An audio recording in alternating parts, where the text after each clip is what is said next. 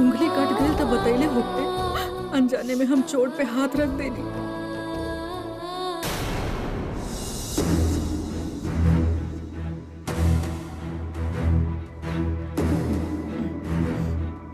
काम के बाद तो कबो कुछ ना करेले, सिर्फ बेकार के बात करेले ना।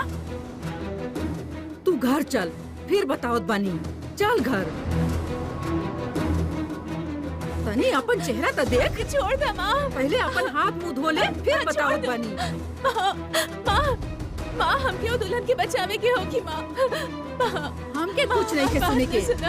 माँ हमारी बात सुना। कुछ न सुना। पहले हाथ मुंह धो, फिर बात करिए। हाथ मुंह धो के फायदा नहीं के। सर पे भूत सवार बा तो भूते तरह दिखाई दी ना। एक थप्पड़ लगाई। जो यहाँ से जाके अपन काम कर। और तू सुन लेना हम क्या कहनी। पहले अपन हाथ मुंह धो ले।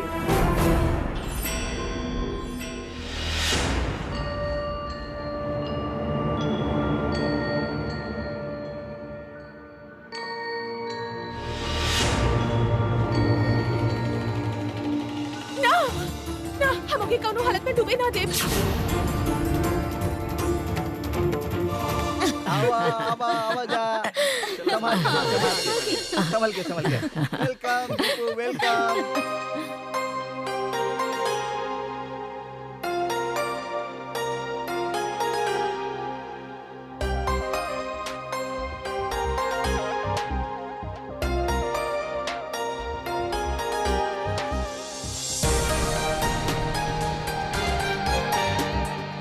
So finally, home sweet home. इतना दिन बाद आप सबके देख रहल बानी ना, तब बहुत खुशी हो रहल बा। कुछ भी ना बदलल। अच्छा माँ, हम कहते रहे। अरे मालिक बच के। देखो।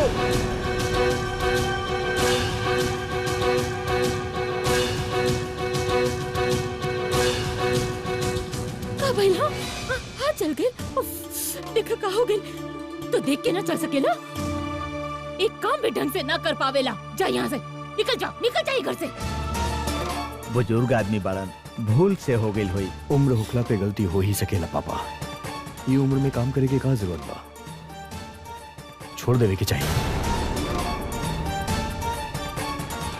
सालों से काम कर रहल बा, एके रहे दाना। ना दादी,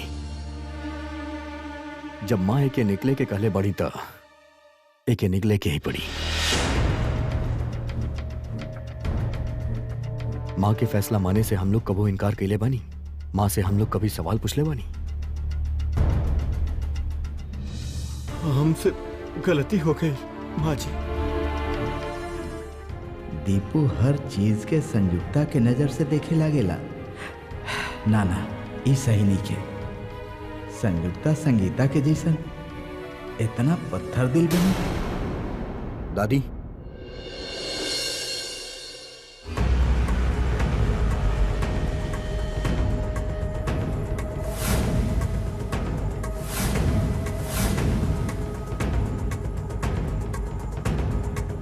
अच्छा ठीक बस सुन, बाद में बात करियो। तो की चोट तो ना लागल ना? हाँ देखी। माँ फिक्र मत करी, हम बिल्कुल ठीक बानी। अच्छा मामा, आप यहाँ खड़ा खड़ा का कर रहल बानी? हम सबके खातिर गिफ्ट लेके आए बानी, गाड़ी में रखल बा। प्लीज आप लेके आई। वही लेके आओ बानी। भैया गिफ्ट का लाइल बनी दिखाई ना। सरप्राइज। हम सबके पसंद के मुताबिक गिफ्ट लेके आए बानी। लेकिन दादी माँ के खातिर स्पेशल गिफ्ट बा। गाउन एंड मेकअप बॉक्स। तू हमके बिलायती मेम बनावा चाहत बाड़े।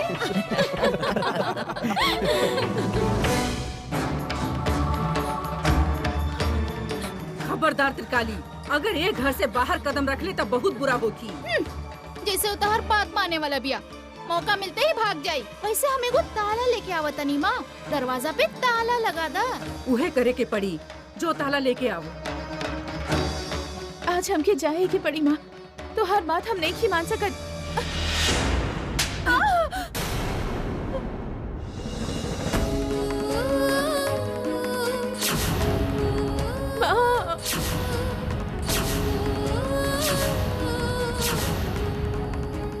सही जगह पे थप्पड़ पड़ल बा। तोहरा वजह से हमके मार खाए के पड़ल बा दीदी। अभी भी हमार बात ना मनबे तू? माँ हमके छोड़ दा माँ। हमके यहाँ से निकाला माँ, जाएगा हमके, जाएगा माँ। ई चाबी रख। वो कमरा से बाहर ना निकले के चाहिए। ई तोर जिम्मेदारी बा। हम तालाब से पानी लेवे जा रहल बानी। माँ,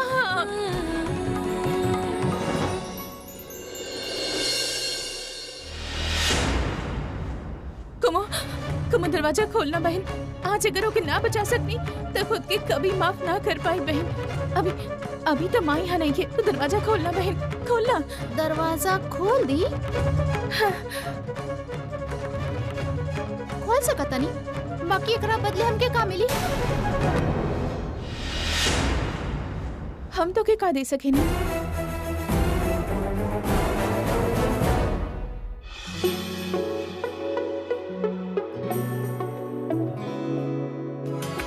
स्वीटहार्ट, गिफ्ट पसंद आई? सच सच बताइए, बताइए दादी कैसे लग रहा है? बहुत अच्छा। व्हाट अ अमेजिंग गाउन। पागल लइका, ए उम्र में का हम ई सब पहनब? आप हमरा खातिर गाउन लाइल बानी या भूल गए नी? अरे लाइल बानी, हम सबके खातिर लाइल बानी। अरे रुकी रुकी रुकी, हम इतना आसानी से नहीं कि छोड़े वाला। लिस्ट के साथ ही मिला के देखा नहीं।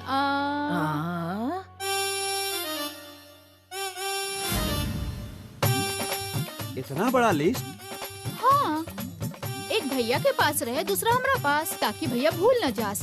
काहे भैया, अब आप हमके बुद्धू ना कह सके नी। तू इतना बड़ा लिस्ट दीपू के भेज ले रहू। अगर दीपू तोहरा ला डिब्बा भर के अकेले ले आयल रही तो शायद बेहतर होगी। तोरा तो ओकरे ज्यादा जरूरत बा ना?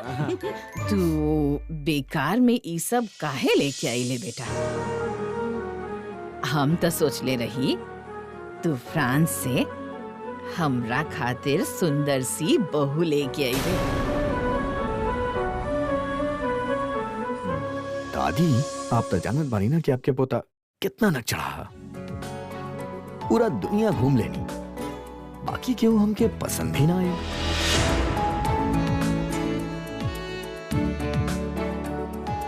अच्छा बा, दीपक के शादी के लेके कोनो परेशानी नहीं के, वो खुद ही लड़की सबके रिजेक्ट कर दी।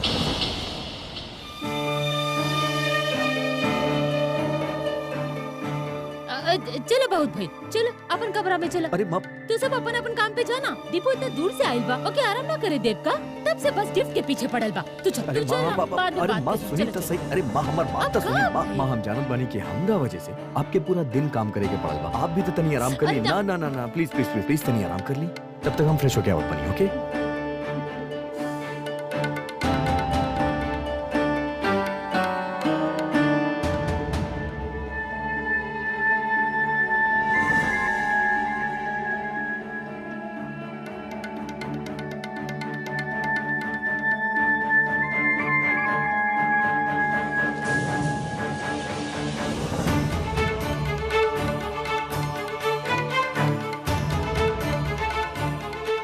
का तपरावत बेटा से अकेले में कुछ कहल चाहत बाड़े?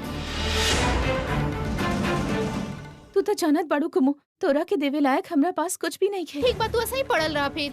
कुमो जो मत, तनी हमार बात तो सुना जो। अच्छा और का बोले के बा? तोहर वही घिसल पिटल बात। गुस्सा मत होके कुमो, हमरा पास देवे खातिर कुछ भी नहीं है, तू तो जानत बाड़े ना। फिर भी बतावा तो के का चाहिए। अगर हमरा पास से होगी तो के जरूर दे। तू बस हमके एक कमरा से बाहर निकाल बहन, हमार निकलल बहुत जरूरी बा। सच्चे तोरा पास देवे लायक तो कुछ नहीं खे, तो फिर तोरा से का मांगे हम?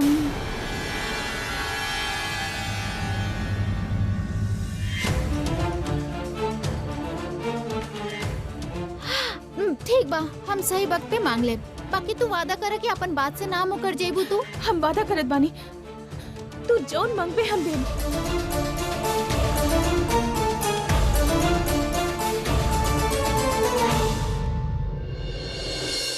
दीपू, आई ना पापा।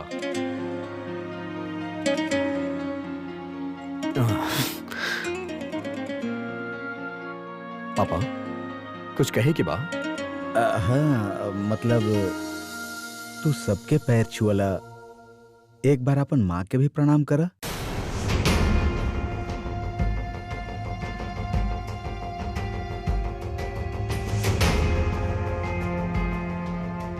पापा, शायद आप ध्यान न देने कि हम घर में कदम रखत ही माँ के पैर छुए ले रहनी। हम तोहर सगी माँ के बात कर रहल बानी दीपू, जे तोहरा के जन्म देले बा, कल्पना।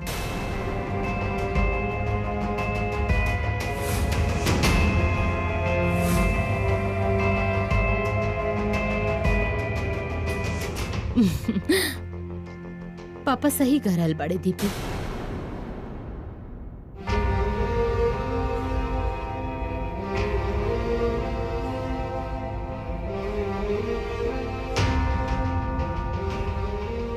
हमारे एक ही माँ बाड़ी, वही आप।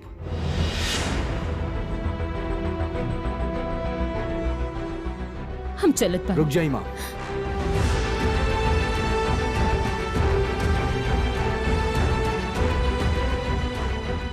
हमार बस एक ही माँ बाड़ी।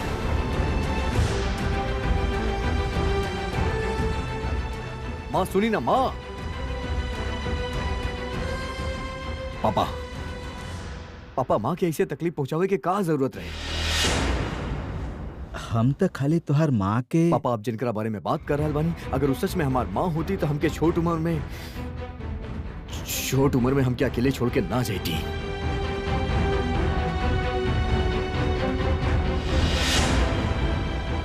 दीपू, कल्पना मर चुकल बाड़ी, वो तो के छोड़ के कहीं और चल गई बाड़ी, ऐसा तो नहीं खे ना?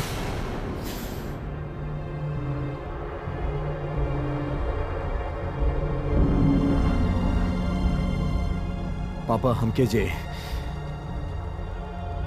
जे बचपन से पाल पोस के बड़ा केले बाड़ी, वो है हमार माँ है।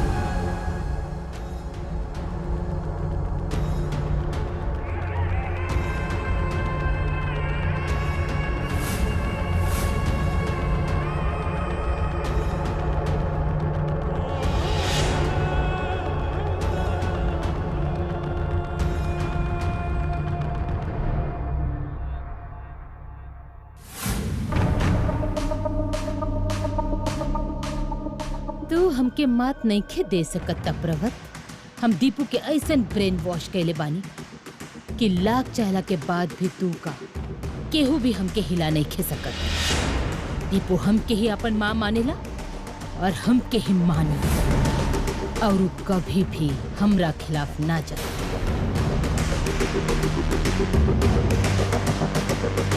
का भाई, हम का कहानी तो सुन लेना। अब तो दरवाजा खोल। अरे बाबा खोले तनी ना, खोले तनी। अपन वादा याद रखिया, आज तोहरा खातिर हम माँ के बात नहीं की मानत।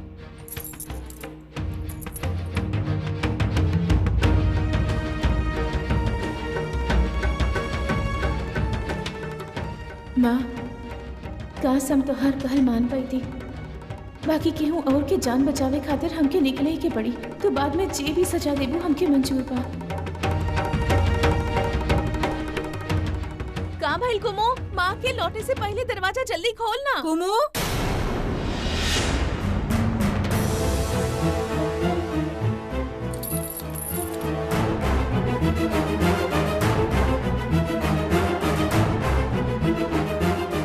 रो के कोनो फायदा नहीं खे दीदी।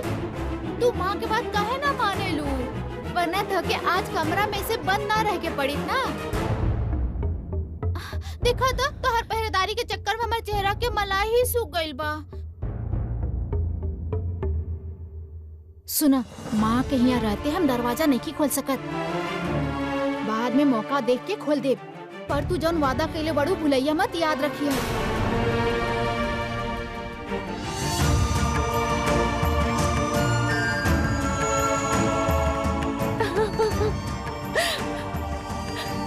माँ महाकाली, माँ हमार मदद करी। माँ केहू के अनर्थ मत होके दे।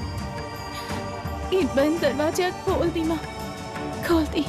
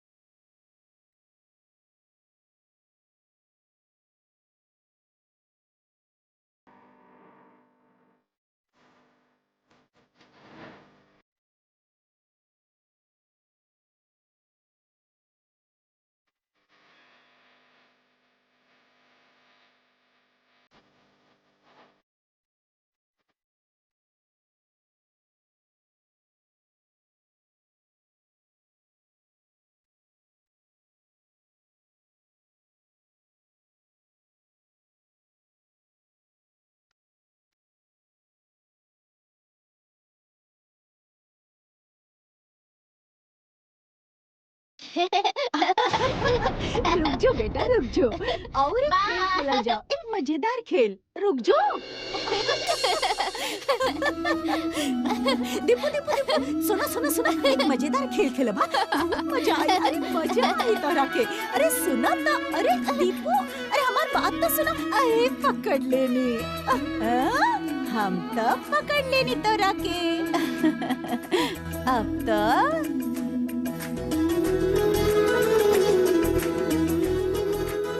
अब हमके तू पकड़ ला, हमके तू पकड़ ला। हम तो इहा बानी, पकड़ पकड़ हमरा के पकड़ा। अरे हम इहा बानी। माँ हम आपके देखने की बार रहल। अरे हम तो इहा बानी बेटा।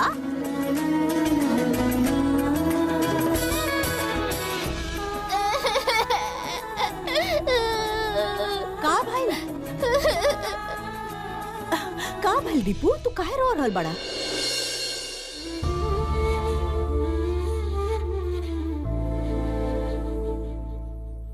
हमके नहीं खेले के, ई गंदा खेला बा। काहे बेटा? गंदा खेल कैसे? काहे पसंद नहीं खे? जौन खेल में आप खो जाइला, वो खेल तो गंदा ही भइला। आप कब्बो खो मत जाए। ठीक बा बेटा, हम कभी ना खो, हम कहीं ना जाए। आपके हम हमेशा देख तो पाइब ना माँ। आप हमके छोड़ के कब्बो छुप तो ना जाइब ना माँ। ना बेटा, हम कभी भी ना छुपब, कभी भी तोर नजर से हम दूर ना जाए। प्रॉमिस।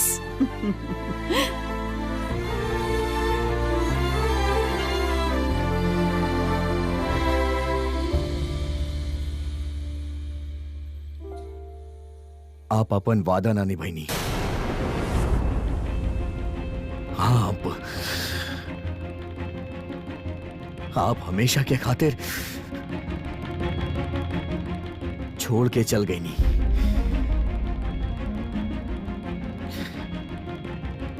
ठीक बा, अगर हमसे दूर रह के आपके तकलीफ ना हो खेला ना, तो फिर हमके भी आपके बगैर कोनो तकलीफ नहीं क्यों होत। हमके भी आपके बगैर कोनो तकलीफ नहीं क्यों होत। तनी सा भी ना, तनी सा भी ना।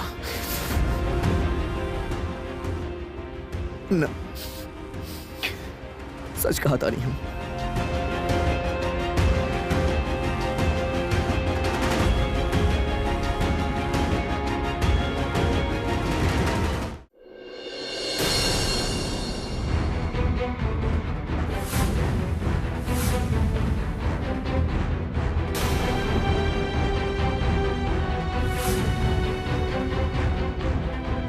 दीपू, दीपू तू कैसन बाड़े बेटा?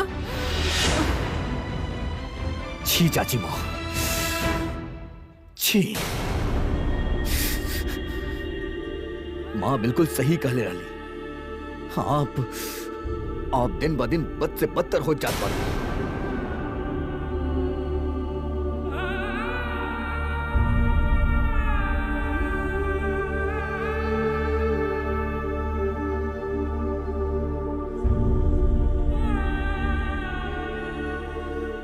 माँ ना कहेली बेटा, तोहर सौतेली माँ कहेली।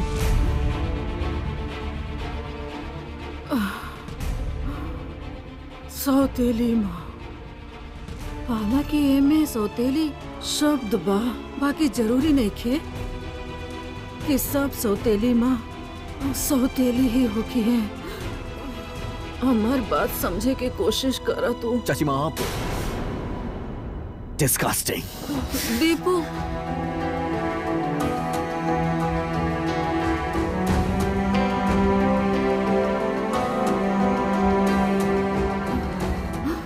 आप फिक्र मत करें बड़की दीदी।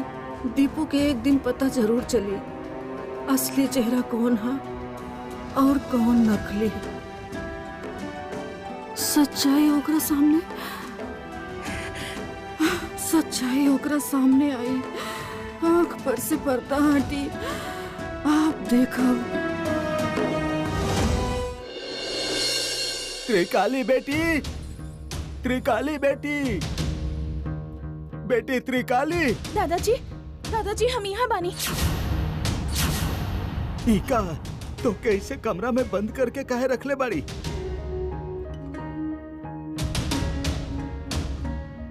चाबी कहाँ बा?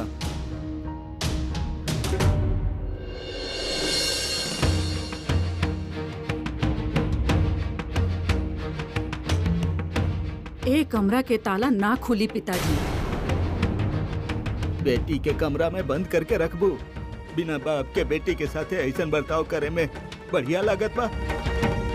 दरवाजा खोला, ये हम कहत बानी। माफ करब पिताजी, हम ही दरवाजा नहीं खोल सकत।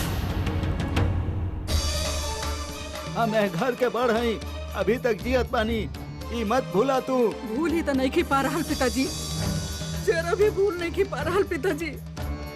कितना बार गांव के लोग डंडा लेके हमनी के घर पे हमला बोल चुकल बाड़े पिताजी, जानत बानी। सिर्फ ये लड़की के गांव से भगावे खातिर पिताजी वो बार कहले रहे रघु के लड़का के सांप डसे वाला बा, और सांप डस भी ले रहे। सभे कहेला एकर जबान काला बा, त्रिकाली हिया। हम तो पहले ही देख ले रही कि सच होके वाला बा माँ। हम तो पहले ही देख ले रही कि रघु काका के बेटा के सांप काटे वाला बा।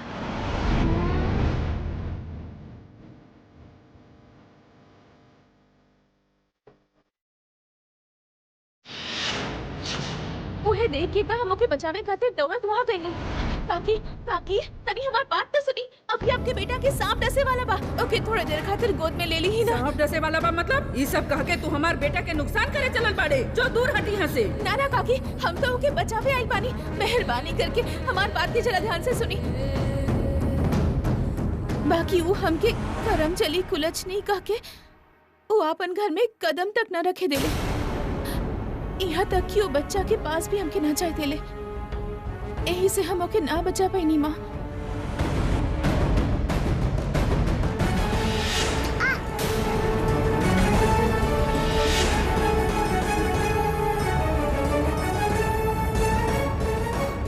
बेटा, हमार बच्चा। ये के समझी काली केहू ना मानी कि तू गांव के लोग के भला चाहत बाड़े। वो लोग तो के कुल अच्छी नहीं माने ले, तो के गांव से निकालल चाहत बाड़े वो लोग। और तू अगर केहू के भी अनर्थ कैले, वो लोग हमने के सड़क पे बिठा दी है ना। हम तो के केहू के भी अनर्थ ना करे दे, हर किस ना। तू ये कमरा में बंद रहबे। याद रखिया बहू, तू गांव वालन के तरह त्रिकाली के केहू के जान बचावे में बाधा डाल रहल बाड़ू। हर बार गांव के लोग त्रिकाली के गलत समझ के रोक ले बाड़े, यही से वो केहू के अनर्थ हो देख के भी रोक नहीं के पौले। और अब तू गांव वालन के जैसन गलती कर रहल बाड़ू। कहे कि हम गांव के लोग के पहले अपन बेटी के भलाई चाहत बानी, अपन बेटी के भलाई।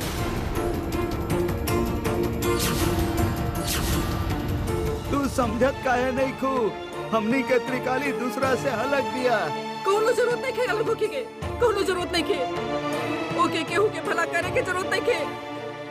हमार बेटी बस ठीक से जी सके पिताजी।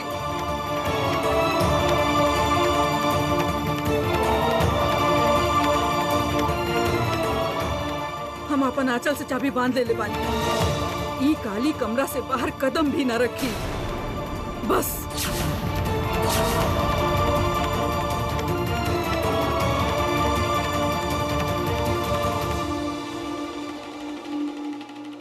अब कोनो चारा नहीं खे त्रिकाली बेटी, देवी माँ के याद कर। अब अगर उहे चाहिए कि तू केहू के अनर्थ होखे से बचा सका, तबे तू बचा पैबू।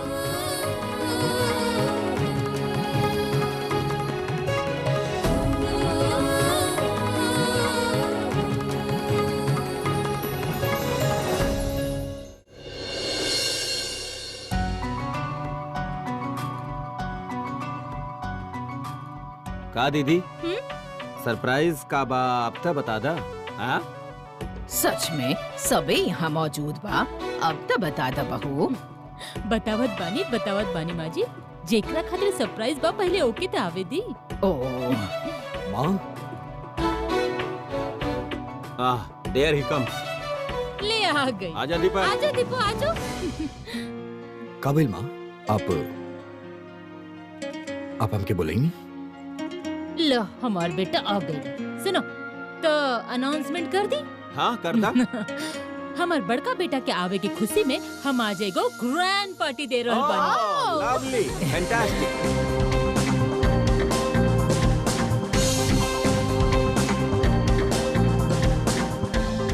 बाकी अगर रात के पार्टी बा तो टाइम कहाँ बा?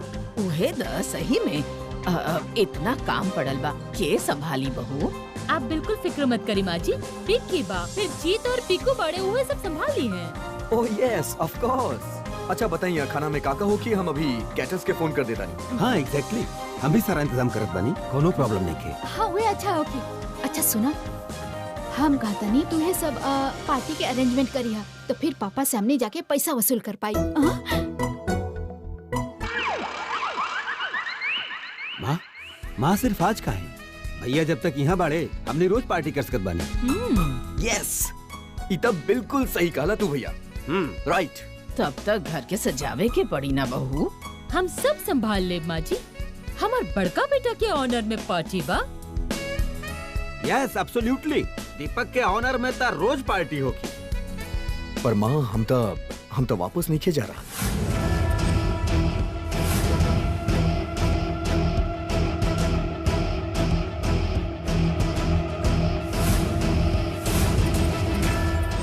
हम यहाँ हमेशा खातिर चलाइल बानी, हम अब वापस ना जाइब। एजे रहब और इहे घर।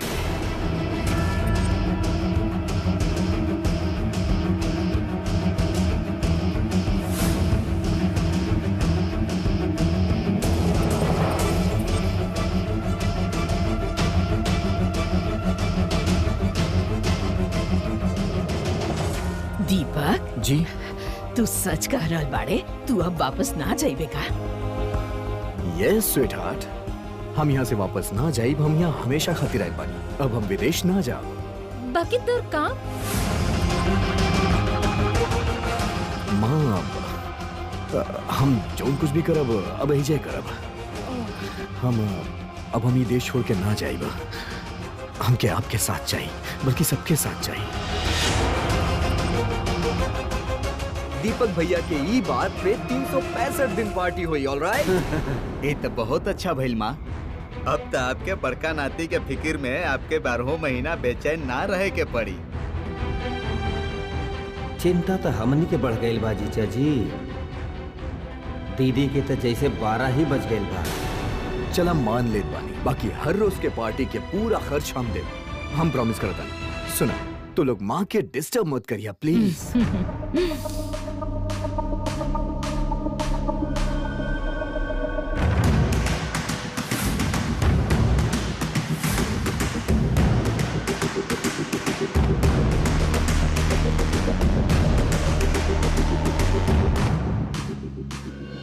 देवी माँ, आप हमार पुकार काहे नहीं की सुन रहल माँ? का आप चाहत बानी कि आपके कौनो भक्त के कौनो अनर्थ होके? आप हमके शादी के जोड़ा तो दिखाई नहीं, बाकी वो जोड़ा जेकर है ओके कैसे बचाई ये तो ना दिखाई नहीं। ऐसन काहे कर रहल बानी माँ? बताई ना उस शादी के जोड़ा के कर है, बताई ना माँ।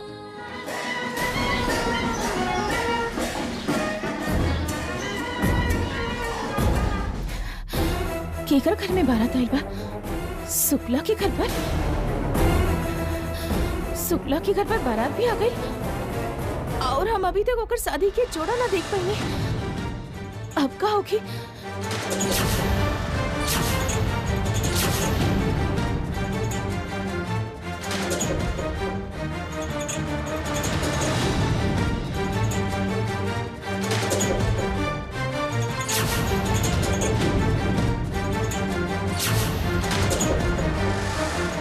ना शादी से पहले हमके शुक्ला के घर पहुंचे के होगी। के हो बाज दरवाजा खोल दे रे। ओ माँ, एक बार बस दरवाजा खोला माँ, वरना हम ओके कैसे बचाए? माँ। ठाकुर बाबा, अरे जल्दी आई, बारात आ गई बा। अरे देर हो रहा बा।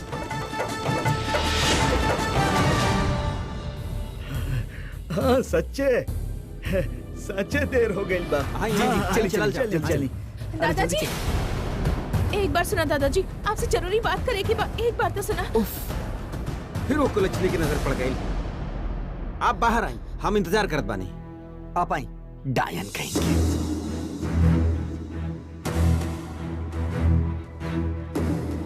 का बात त्रिकाली बेटी? आप शुक्ला की शादी करवावे जा रहल बानी ना? हाँ बेटी, का है? तनी देखब कहीं ओकर साड़ी लाल रंग की तो नहीं खे और ओकरा पे सुनहरा जरी के काम तो नहीं खे कहीं। का तू ऐसा ने साड़ी पहन ले केहू के पानी में डूबत देखले बाड़ू? हाँ जी दादाजी, हमके तो पता ही नहीं कि कवन दुल्हन के नसीब में ओइसन साड़ी लिखल बा। अगर आपके पता चले तो हमके बताई दादाजी। बाकी अगर पता चल भी जाए तो तू ओके बचेबू कैसे? तोके तो तोहर माई घर से निकले ही ना दी है।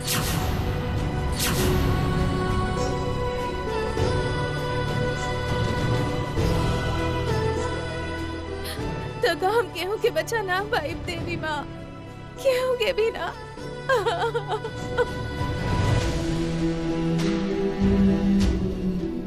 इहे रही। हाँ, माँ अब हम वापस ना जाए, हम आपके साथ रहब। हम भी देखत बानी कि तू कैसे यहाँ राहत बढ़े, कैसे राहत बढ़े। तू यहाँ रहबे? हाँ? देखत बानी। ई का कर रहल बाड़े? अरे बाप रे बाप, अरे बाप रे, हमरा के दा तू ऐसन काहे कर रहल बाड़ू? Have you lost it? दिमाग खराब हो गेल बका तुहार? अपन सारा गुस्सा फूलदान पे निकाल के अपने नुकसान कर रहल बाड़ू तू। कभी सोचले बाड़ू तहरा के जीजा जी आके ए हालत में देखते तब तो तहरा बारे में का सोचते? वो तो अच्छा बा कि हम आ गई। दिमाग ठंडा रखा। कैसे ठंडा रखी? कैसे हम अपन दिमाग ठंडा रखी? हम खुद देख रहल बानी कि केहू ओके हमार बनल बनावल खेल अरे बिगाड़ शांत रहल हो, बा। शांत हो जा। हम समझ रहल बानी दीदी, हम सब समझ रहल बानी। दीपक के यहाँ रहे के फैसला से परेशानी बात तहरा के, किंतु वी नीड टू सॉर्ट दिस आउट। चला भीतर बात कर जाओ। इस तरह से समस्या के समाधान न होई। चला आओ। ना तू समझ आराम नहीं से की पा हमारी रहा। बात सुनो। विकी, हम तो सोचते भी ना रहे कि दीपू मन ही मन इतना कुछ सोच ले बा। हम तो सोचे कि अपन बाप की बीमारी के बाद सुन के कुछ दिन खातिर आइल बा और 2-4 दिन में चल जाए। बाकी वो तो यहाँ पैर जमा ले बा। दीदी, दीपक के लौट के अइला से हम जितना परेशान बानी उससे ज्यादा परेशान तब तुहार पति से बानी। काहे? तू जीजा जी के चेहरा दिखले रहू जब उनके पता चलल कि दीपू यहाँ रहे वाला बा, तो जैसे उनके हाथ में खजाना लग गए होके। मुंह पे लागत रहे जैसे खुशी के बारिश होत रहे।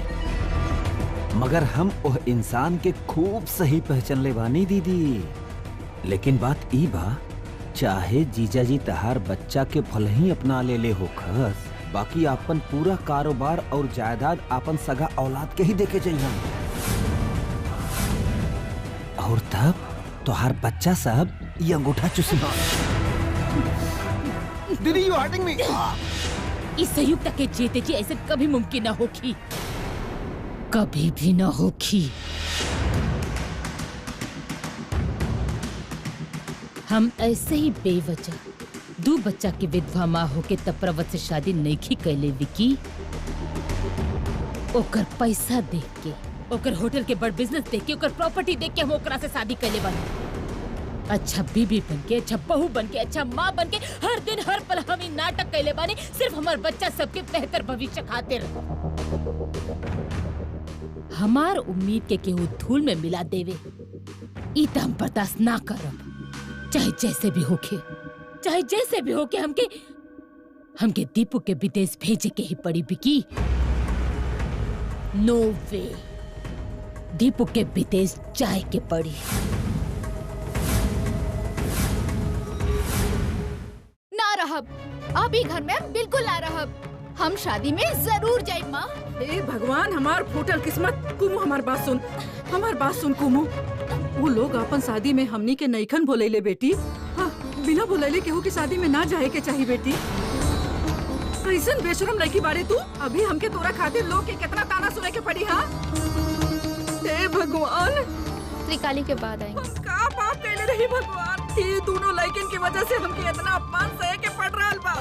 हमार कहे नहीं की जात। मत जो कुमो, माँ जब मना कर रहल बाड़ी तो मत जो। माँ की बात मान ली बहन, माँ के ऐसे ना रुलावे के रे। ए, तू बीच में मत बोला।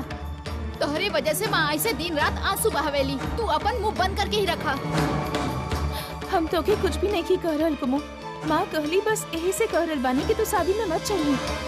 काहे रे दीदी, तोके जलन हो रहल बा का? इतना धूमधाम से बारात आइल बा, इतना रोशनी, रात के कठपुतली के नाच भी बा, तो से शुक्ला दीदी के सुख सहल नहीं खे जात का? ओकर भी शादी हो गई, तोहर फूटल किस्मत में शायद शादी लिखल ही नहीं खे।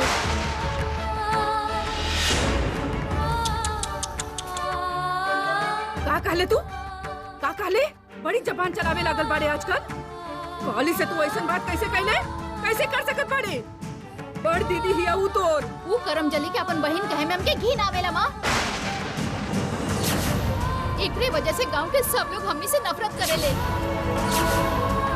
लोग के सत्यानाश करेले, और हम कहदनी तो दोषी हो गई नी। ओकर माथा पे कोनो तीसरा आंख नहीं खे, ओकर किस्मत में आग पा आग।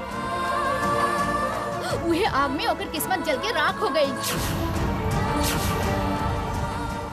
सुन ला दीदी, शुक्ला दीदी से जले के कोनो फायदा नहीं खे, तो के केहू अपन घर के बहू ना बनाई, केहू ना। करम जली कुलक्षणी कहीं के।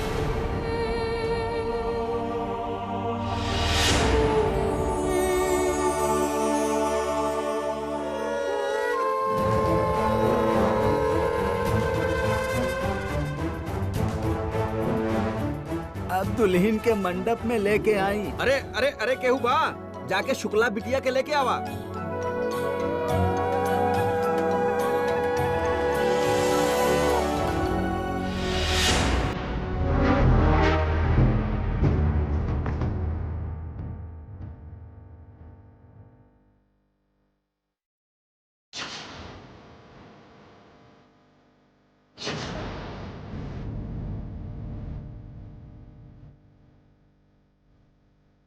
तनी देखब कहीं ऊपर सारे लाल रंग के तो नहीं है, और ओकरा पे सुनहरा जरी के काम तो नहीं है कहीं।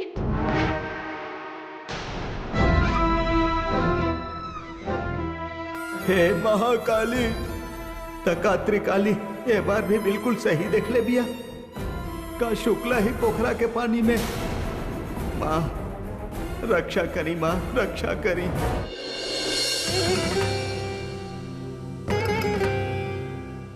आज घर केहू हमके आपके वजह से करम चली कुलच्छनी कहेला माँ, जिनके साथ भी अनर्थ होके वाला बा हमके पता चलल, हम फौरन होके बचावे गई नहीं, लेकिन आप कभी भी हमार मदद ना कही। काहे माँ, काहे? तो फिर का रघु काका के बेटा के वो तरह से सांप डसत बताई, वो छोट बच्चा के मौत के बाद बताई, बाकी ओके बचावे के कोनो तरीका ना बताई माँ। बार बार आँख के सामने ऐसा अनर्थ होत देखिला, लेकिन केहू हमार बात ना मानेला माँ।